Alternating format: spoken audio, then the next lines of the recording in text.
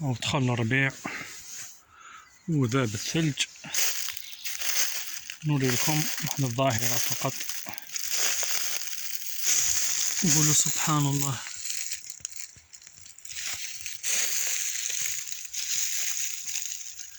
وقت التزاوج تاع الحنش على النوع من الثعابين ماهوش مسموم.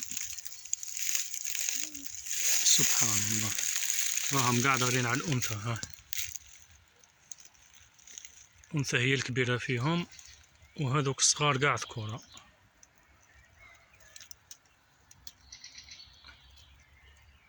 هنا ما طبقتش عليهم للذكر مثل حظ الأنثيين، أنثى واحدة اجتمعوا عليها، والأقدر هو اللي يتزوج بها. سبحان الله. السلام عليكم.